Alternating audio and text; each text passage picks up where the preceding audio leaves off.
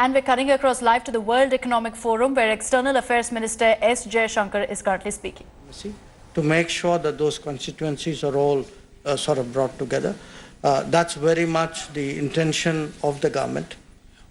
So what you have seen really definitely over the last 5 years, and you saw recently at the UN, is a willingness today to go out, engage countries, visit more countries, and therefore you can see a new energy in foreign affairs. No, we have seen your very busy agenda, following you on Twitter.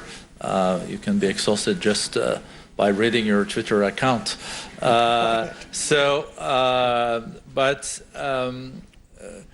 And also your point about Asia, this is the first year, at least since 1850, that Asia is 50% of the global GDP. I think one thing is certain, that India's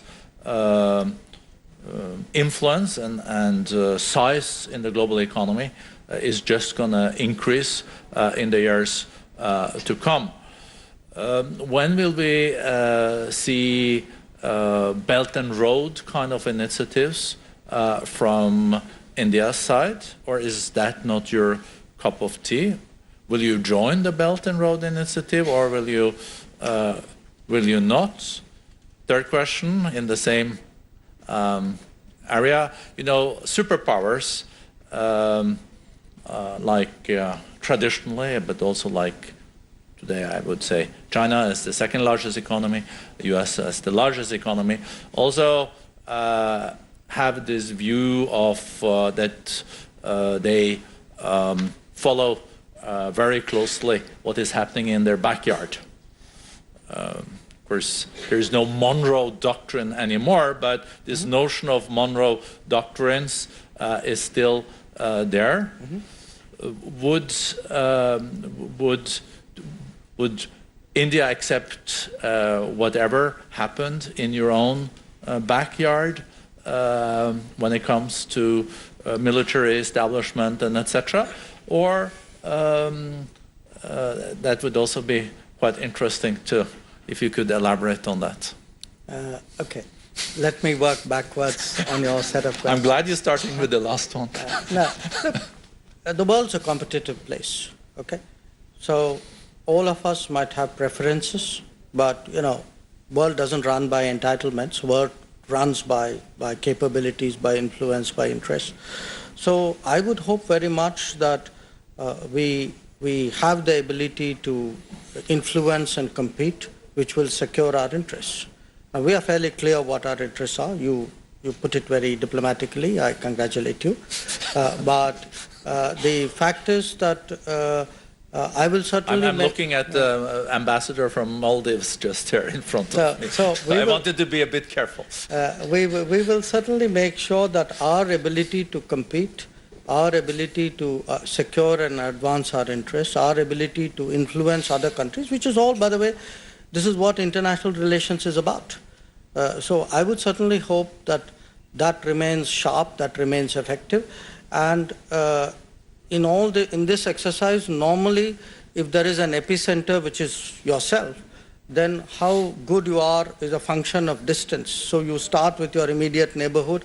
If you can't influence your immediate neighborhood, it is very unlikely you'll be able to influence beyond. So to me, that's like the first circle of your interests.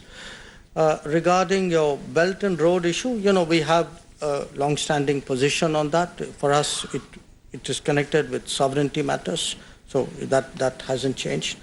But the idea of do we do something similar? Look, we are us. We are not some other country, and I think it's not just on this initiative. I think in a whole lot of other areas. My own sense is, as India becomes bigger, the fact is we will find that concepts and analytics which are developed for other countries would not necessarily apply to us. And the expectation that we would copy models which are very different in nature, I don't think that's very likely. Because typically, I mean, we do a lot of things even in our own neighborhood, some of which may surprise you, the scale of which. But it's not, this is in a way, you do these things. I mean, it's done even within India, if you look at it. It's the manner of which it's done is much more disaggregated, it's much more organic. On connectivity, for example, rather than say we have a grand initiative, we would much rather say, okay, we have a development partnership. In fact, that's exactly what my Prime Minister said when he went to Africa last year, where he said, look, we are prepared to do very much more in Africa, but we would like to know what you want. And we'd like to know your priority, and we'd like you to take part in it, and we'd like you to actually own and operate it once we've set it up. So I think that's very much more our manner of doing things. So it may not make that splash, but I think in many ways, I mean, if you go to some countries, for example, you go to Afghanistan, it's not a story which always comes in the headlines, but I would really say with a degree of confidence that probably more Afghans know about what India has done in terms of development than most other countries. So a softer form of diplomacy yes. from the largest democracy. I would say softer, more collaborative, more co-owned, look in the, I mean, this is us, okay? I mean, other countries can legitimately differ. I would say if you're doing something, I would much rather be that sense of partnership comes out rather than other people think that it's all mine. It's more likely to stay, it's more likely to give me the kind of returns that I really want. We also know from history that superpowers will be challenged to also try to deal with conflicts in the region. Would we also see India, for example, volunteering to also try to be a mediator in some of the conflicts in the region? Could we, for example, see... This is a very Norwegian question. Norway has never been a superpower. But that has not stopped you mediating. I used to say when I was foreign minister, the only organization in the world where Norway is a superpower is EFTA. And EFTA is this free trade organization with Switzerland, Liechtenstein, and Iceland. So, and we tried to establish a trade deal with India.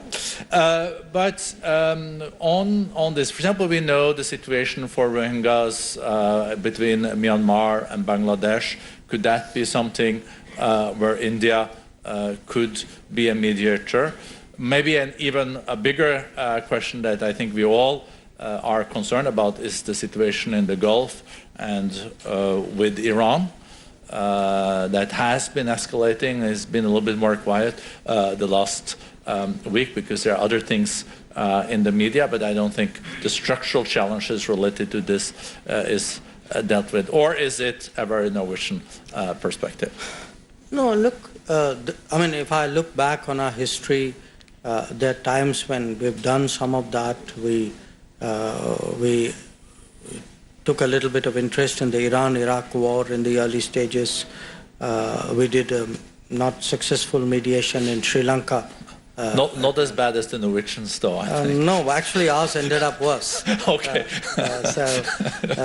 So, you know, it's not entirely without some past.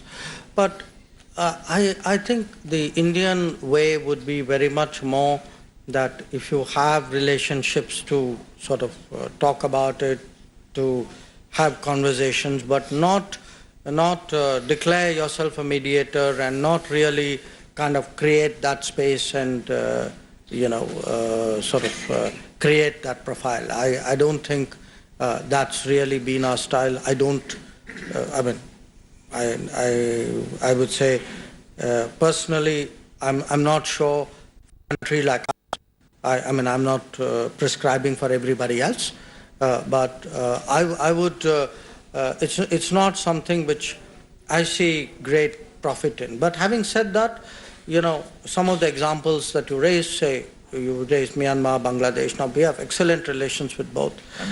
We actually have made, we are the first country to actually complete a project in the Rakhine state after the, the problems. We've done a housing project, and we are hoping that that would be the nucleus for the first set of people to go back. So we have relations there. Our relations with Bangladesh, of course, are absolutely outstanding, the best ever. So it's not that we don't, we are staying away, but I think we just handle it much differently from the manner in which you put it. And I think the bigger a country is, the more power you also have in inspiring countries, and you are, I think, the largest FDI investor in Bangladesh, and the second one in Myanmar. I think the Chinese are larger there by far than you. But coming back also to what you mentioned about connectivity and also technology. When you were in DC, I don't know if you felt it the same way. I was there last week, and behind this trade war notion, there is also a lot about technologies. Mm-hmm. Who's going to be on top of the new technologies? And I think there is Sputnik moments in many countries these days, and many countries do see that those countries that are on top of the new technologies, and in the platform economy, the winner has a tendency to take it all, will also come out of this century as the most influential ones. Last year at this time, I was here, and Prime Minister Modi opened the World Economic Forum's Center for the Fourth Industrial Revolution in India, that is placed in Mumbai. But on the technology side, how do you see technologies also now as an important factor in foreign policy, and you see that as an underlying factor more and more?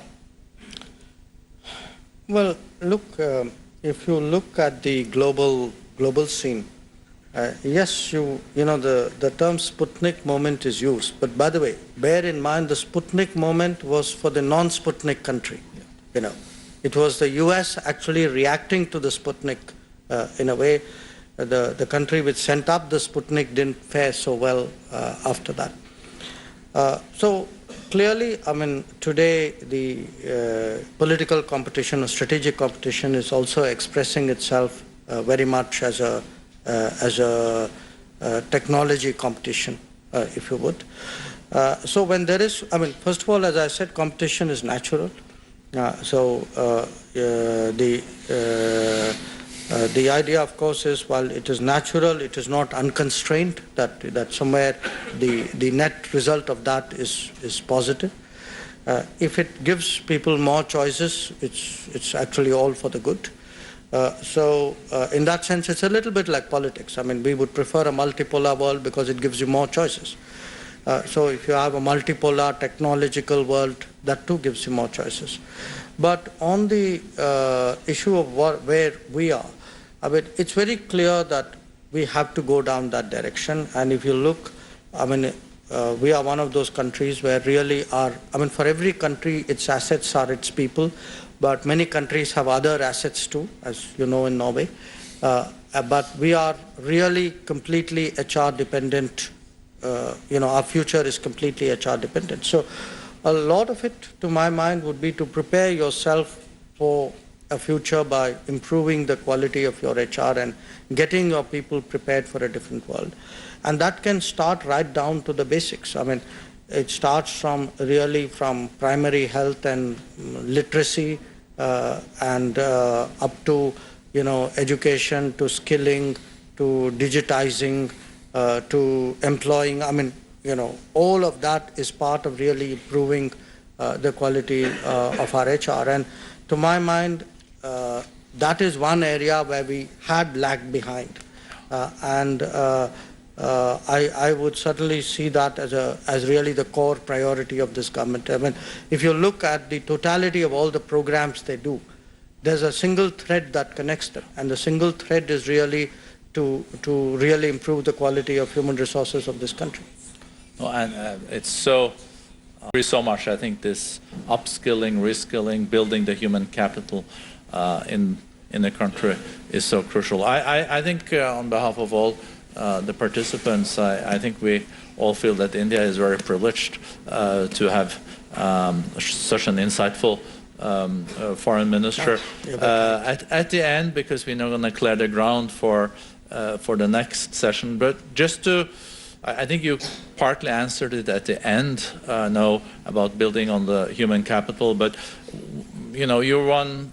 I think you were the second minister coming from the foreign service, so you have a vast experience on foreign policy and security policy as a former permanent secretary and civil servant and ambassador for many years. If you then look at what kind of footprint you would like to leave in the ministry and India's foreign policy, well, if you could just in a minute or two share with us that at the end, it would be we would appreciate it. Well, look, I've just come in. I mean, you're asking me what would it be when I leave. I think you need to give me a few years to think that through. Well, I think you have made some reflections. No, but seriously, look, I would certainly like to see Indian foreign policy have a bigger footprint, to see it much more influential in determining the outcomes of global issues, to obviously see our interests and influence secured in our immediate periphery and beyond. But at the end of the day, I'm very conscious that we are preparing a foreign policy for a country which, I mean, within a decade would be the third largest economy, which would be the most populous country, and which carries a lot of burdens of the past, in the sense that, we missed a lot of opportunities in the past, beginning with 1945 when the global order was fashioned. So how do you make up for all the things which you lost out on and yet prepare for all the things that await you? So it will require a lot of thinking through, a lot of imagination and a lot of energy, and I try to at least prepare a launching pad for it. Thank you so much. Thank you.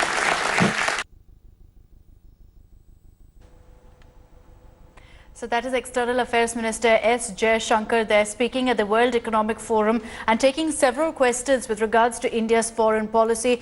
Also, of course, some of the highlights being and the headlines being that the External Affairs Minister has spoken in great detail about the government's decision to scrap Article 370 and also going ahead and exposing Pakistan. We're slipping into a short break here on India Today. We'll be right back with lots more news and updates. Stay tuned. Thanks for watching the video. For more such news and updates, please like, share and subscribe to India Today. Also check out our other great videos from our channel. We know you will love to.